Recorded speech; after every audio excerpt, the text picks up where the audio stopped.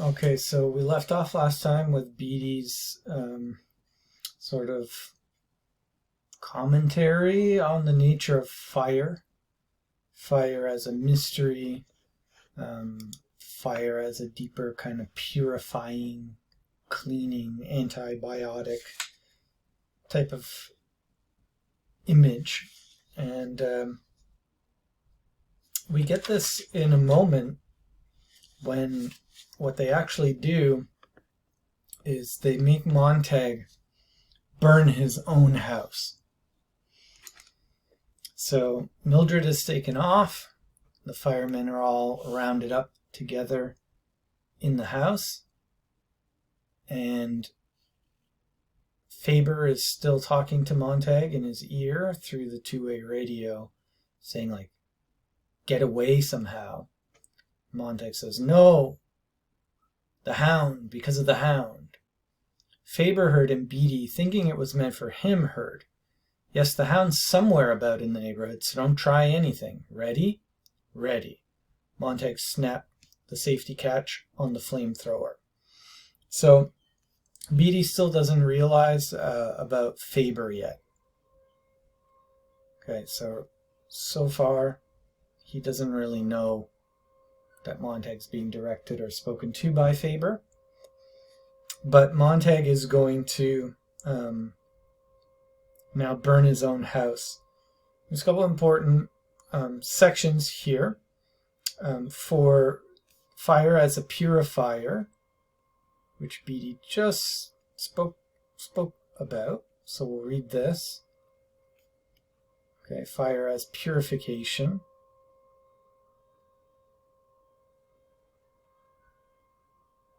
And then also the imagery of the parlor walls.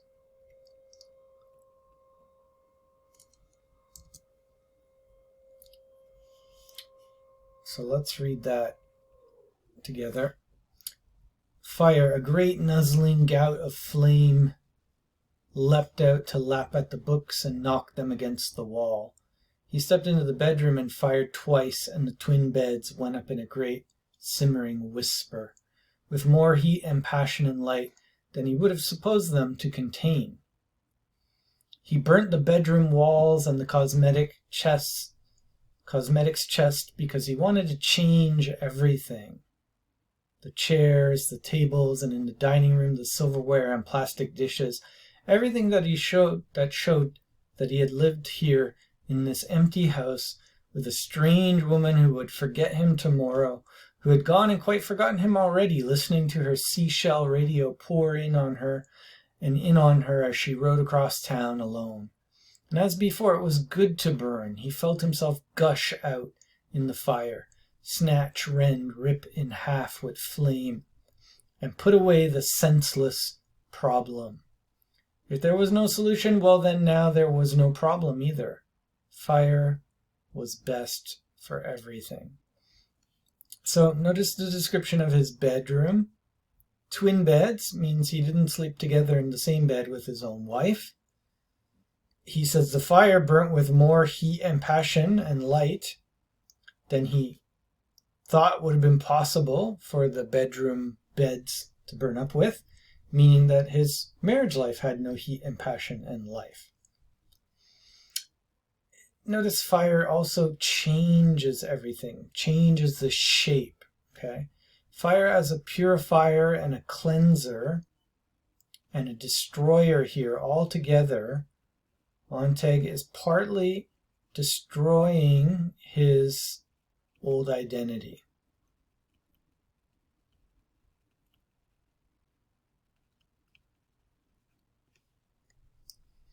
He's purging his old life, his old connections. Okay, so it's purifying his identity, really. Purifier of his identity here. Okay, so when you destroy something in your identity, it's going to need to be replaced later with something else. And the river is going to be a contrast image to the fire, a contrast symbol. The books, Montag.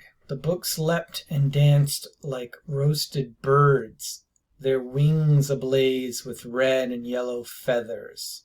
So again, we have the nature imagery describing the books. That's been a pattern. And then he came to the parlor where the great idiot monsters lay asleep with their white thoughts and their snowy dreams. And he shot a bolt at each of the 3 blank walls, and the vacuum hissed out of him. The emptiness made an even emptier whistle, a senseless scream. He tried to think about the vacuum upon which the nothingness had performed, but he could not. He held his breath so the vacuum could not get into his lungs. He cut off its terrible emptiness, drew back, and gave the entire room a gift of one huge bright yellow flower of burning. The fireproof plastic sheath on everything was cut wide, and the house began to shudder with flame. Notice how the parlor walls are described as idiot monsters. Okay, so idiot, that is ignorant, empty-headed, as monsters, so terrible, huge, loud, ugly creatures.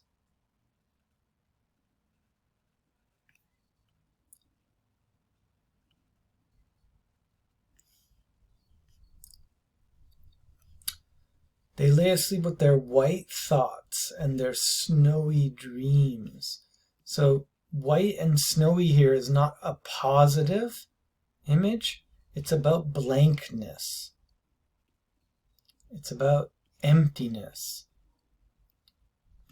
So even though the TV screens were on all the time, pumping endless content out, that content was totally void of meaning, totally empty. Futile, vain, pointless, empty, not showing anything of substance. Okay? That's why he's using words like nothingness, senseless, vacuum. Something is a vacuum, there's an emptiness there. The emptiness made even emptier now. He's emptying the emptiness. He's destroying the emptiness by fire. Here. So this whole thing, this destructive process of the things that were terrible in his life, like his bedroom and the parlor walls, okay, this is what we would call a cathartic experience.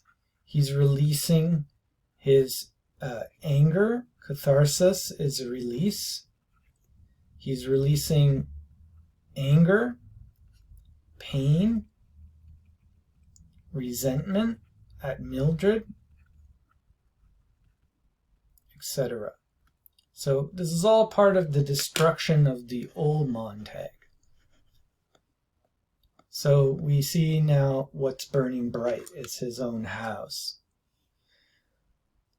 Do notice also that the flame that's purifying his old life and destroying it is now called a positive nature image, a bright yellow flower of burning. Okay, so you've got now this flower image as a positive thing for the fire. Flowers grow, right, in spring and so on. So new life, bringing new life. Just like the phoenix bird, which is going to be mentioned later, comes from fire. Beatty does confirm that it was his wife who turned in the alarm. The house has been destroyed. Was it Mildred? He says, was it my wife? Beatty nodded. Yes, it was. Okay. But her friends turned in the alarm earlier. So when? After the poetry reading.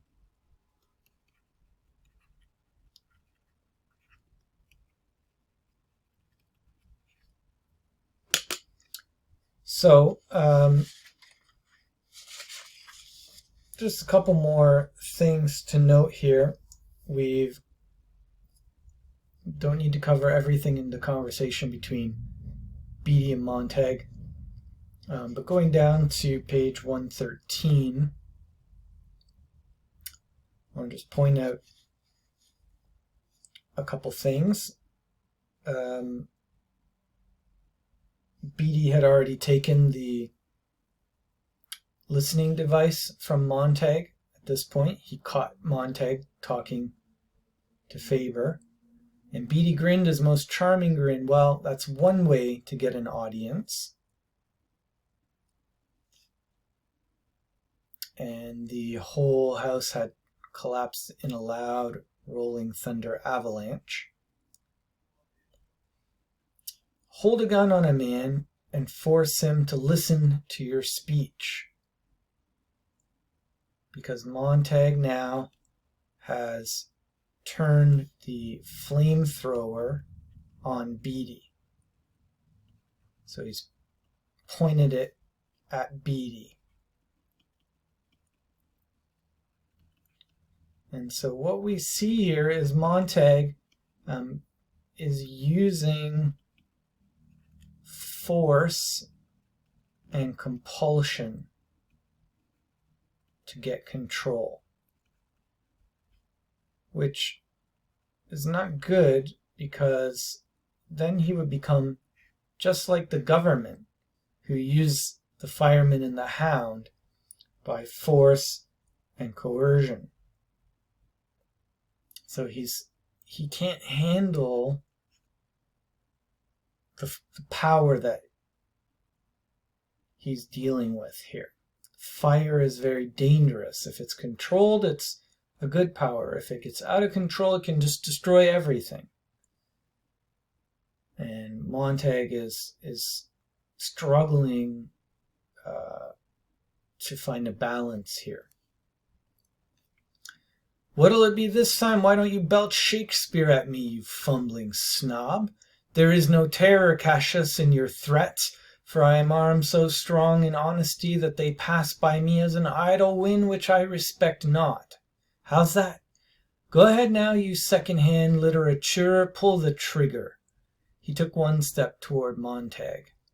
Montag only said, "We never burned right." "Hand it over, Guy," said Beatty with a fixed smile. And then he was a shrieking blaze, a jumping, sprawling, gibbering mannequin, no longer human or known, all writhing flame on the lawn as Montag shot one continuous pulse of liquid fire on him. There was a hiss, like a great mouthful of spittle banging a red-hot stove, a bubbling and frothing, as if salt had been poured over a monstrous black snail, to cause a terrible liquefaction and a boiling over of yellow foam. Montag shut his eyes, shouted, and fought to get his hands at his ears to clamp and to cut away the sound. Beatty flopped over and over, and at last twisted in on himself like a charred wax doll, and lay silent. So, Beatty burns bright here. The second thing to burn bright, Beatty is number 2. First was his house, now Beatty. He's dead. Burned, destroyed by fire. All right.